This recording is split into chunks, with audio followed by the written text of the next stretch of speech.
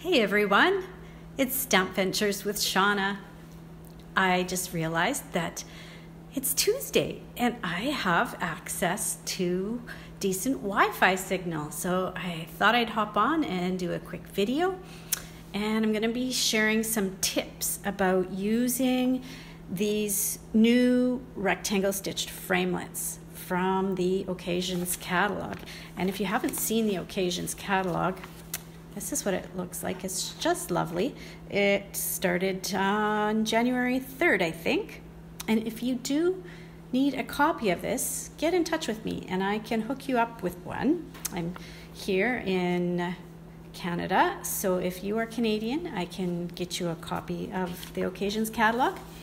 And like I said, I'm just going to give you some tips. These are some things. I've used these rectangle stitched framelits quite a bit already, and I've found some handy little tips to share with you about them that just will make cutting with these and make your card making go a lot more smoothly. So quickly, I'll hop into my tips for these and hi to Melanie. Oh, and it sounds Melanie says she's playing right now too. Yeah, what new things from the Occasions catalog are you using, Melanie? I've been playing with the rectangle framelits. I've been cutting a whole bunch of them, and I'm also going to be making a bunch of cupcake cards, and so that's what I'm playing with tonight here. Just so you have an idea, the set of rectangle framelits, there are 13 pieces, so there are a ton of different, different configurations that you can use them in on cards. You can use the smaller ones for tags and bigger ones for card layers on your cards. And what I love about these is that they're double stitched, so you get stitching on the piece that you cut out, and then the paper that is left, you also get stitching on the negative as well. So they're pretty neat that way. Oh, you're waiting for your order. Oh, okay. Oh, but you're working on a custom order.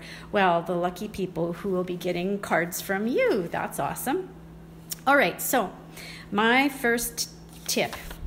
I've got this piece of, it's just like printer paper, photocopy paper.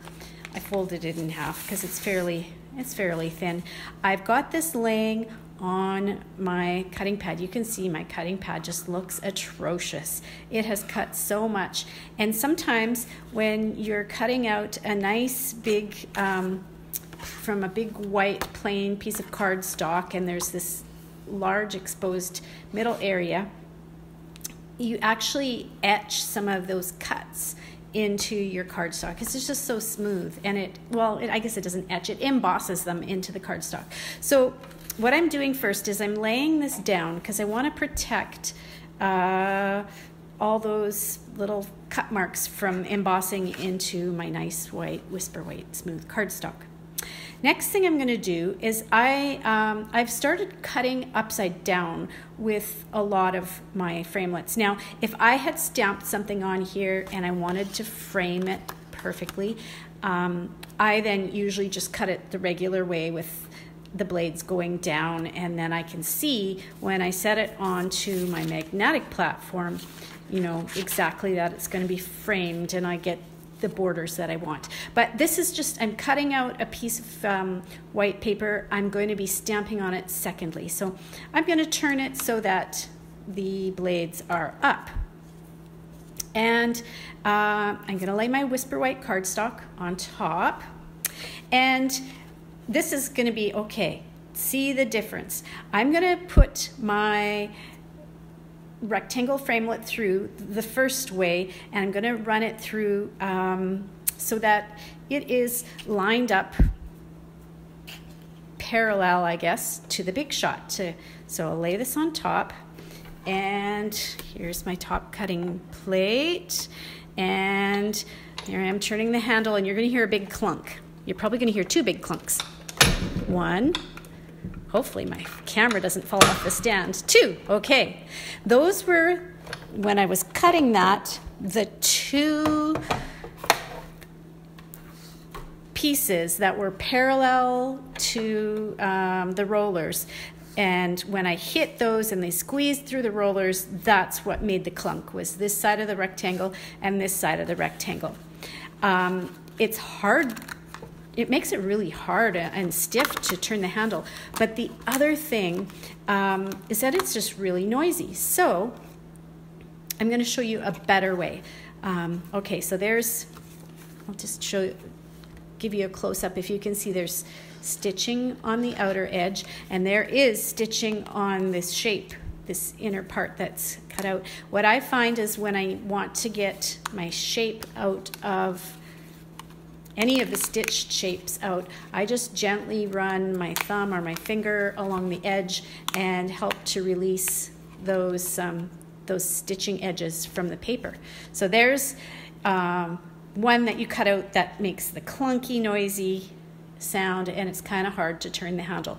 My suggestion is, instead of laying any of your stitched rectangle shapes completely parallel, put them on the diagonal, and then lay your paper on top. Make sure that you're not leaving any of the pieces hanging out, because you want to cut your whole rectangle, not just parts of it. Lay this on top and listen again. Oh, there, I just moved the paper. That's no good. Put this back up. Make sure, yeah, it's still at a little bit of a diagonal. Not even a whole lot of a diagonal, just a little bit.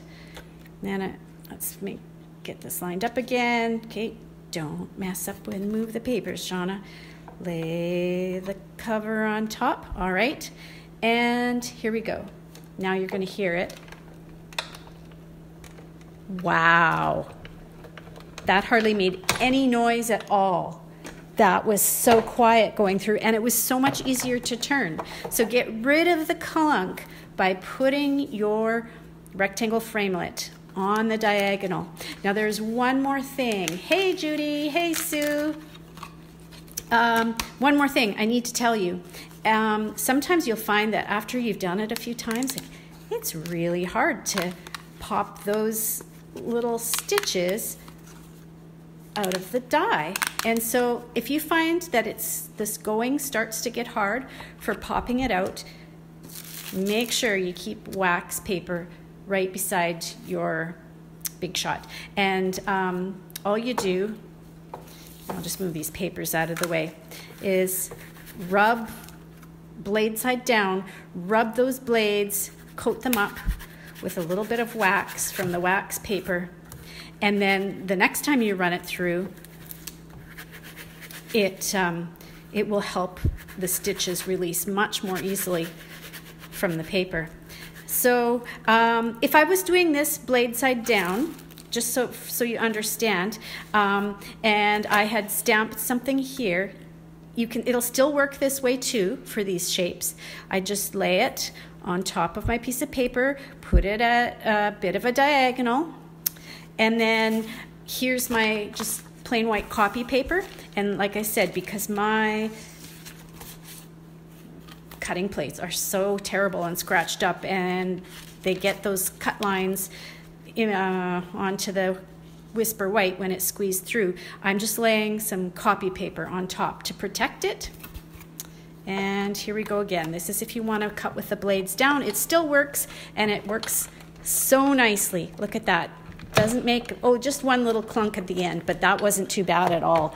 And I think it helps my Big Shot when I am, the longevity of the pads too, switching them up and down, and that seems to help as well. But look at how easy that popped right out. A lot of that has to do with the wax paper that I rubbed those blades with, and voila. So, yeah, I'm glad you like the tip, Sue. Do you mean the rubbing with the wax paper tip, or the putting things through diagonal? Like, the diagonal is just brilliant. I think that's awesome. And do I think these dies will be carried over into the next annual catalog? I absolutely think they will be carried over, because currently in the annual catalog we have ovals and circles and squares, and people have just been waiting for the rectangular stitched dies to come along. So I think they're a perfect complement to the other shapes, the other stitch shapes that we already have. So I think we will see these ones carrying forward.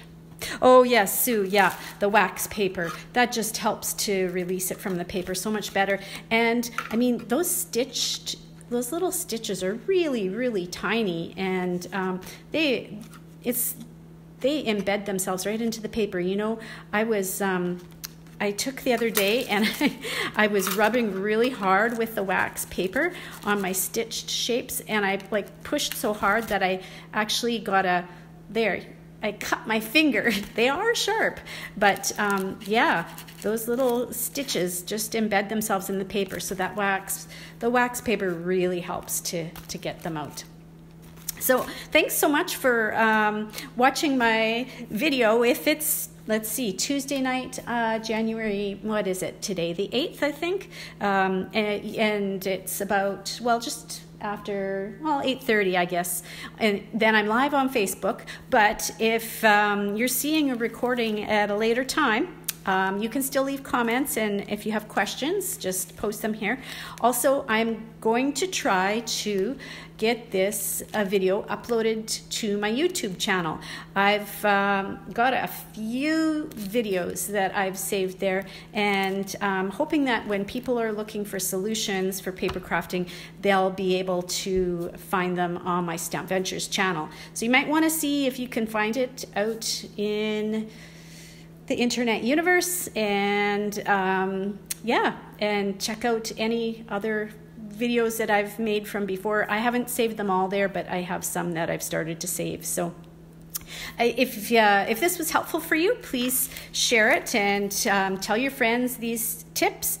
And diagonal is the way to go with the stitched framelits, and I would imagine that would be the same for the squares too. You'll prevent getting those bumps. So thanks so much for tuning in with me today, and I'll hopefully be able to talk to you again another day. I'm not going to make a commitment that it's going to be a Tuesday. I'm not sure when these videos are going to happen. We're still finishing our renovations. The flooring person has been in refinishing, well, he's been sanding down the hardwood these past 2 days, and so but he'll be coming in the next few days to do the staining and the finishing. So who knows when I'll next get back to having Wi-Fi, but I'll look forward to at some point sharing more of the really neat things from the New Occasions catalog. So thanks everyone, and stay warm out there. The wind chill is just awful here today in Moose Jaw, so hope it's better wherever you are, and take care. Bye for now.